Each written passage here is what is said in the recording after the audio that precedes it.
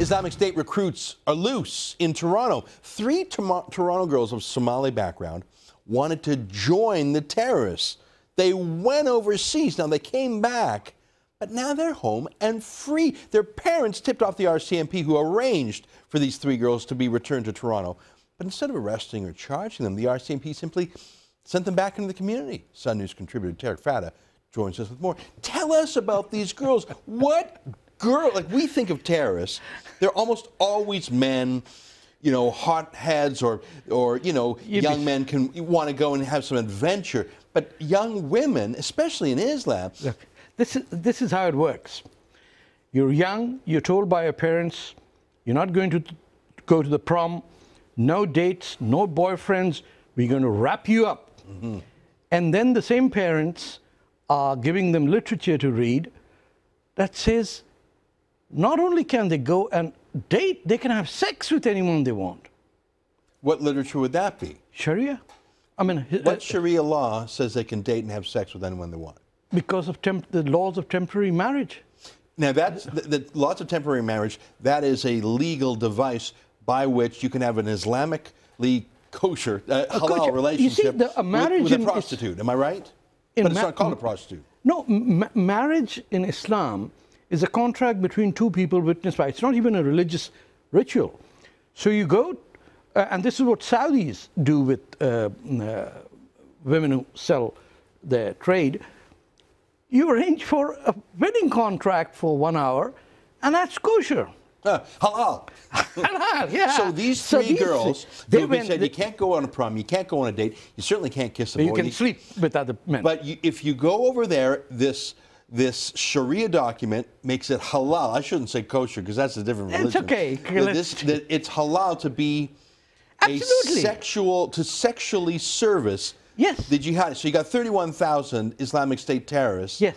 And they're horny and deprived as well because they're. Right. But everyone's horny over there. So the whole notion of the jihad is to go for your paradise. 72 virgins. Yeah, I mean a lot of the notion of sexuality in Islamic jihad is so fundamental to it because you're denied every pleasure on earth.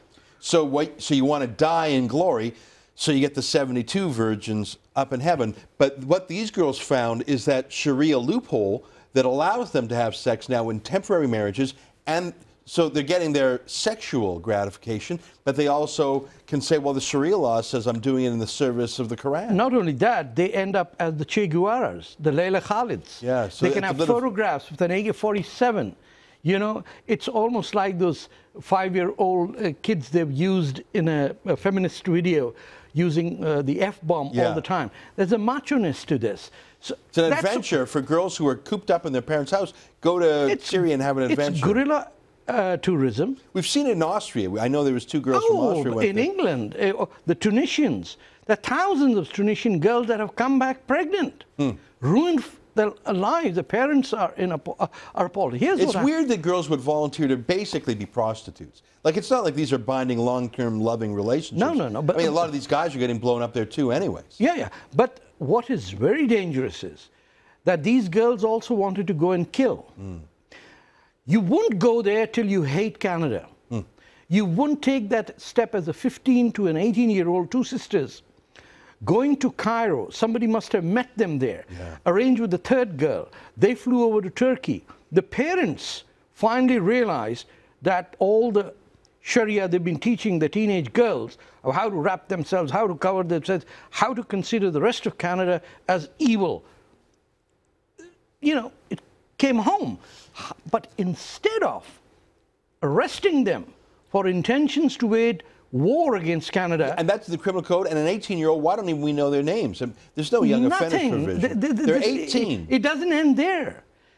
The 3 girls end up back in their home with the same parents who are responsible for raising them as jihadis in the first place. Now, if these parents were the ones who blew the whistle and informed RCMP, obviously these girls went even further than the parents did. But there must have been someone to arrange for, like, when I was 15, the idea of getting a passport, flying to Cairo, flying to Turkey would have been such an extreme experience. I mean, I did travel. My point is, why didn't we leave them there? Well, why did we get the Ebola virus back into Canada? But who arranged that? I mean, it would seem to me that they had some expediter, some helper outer, some arranger.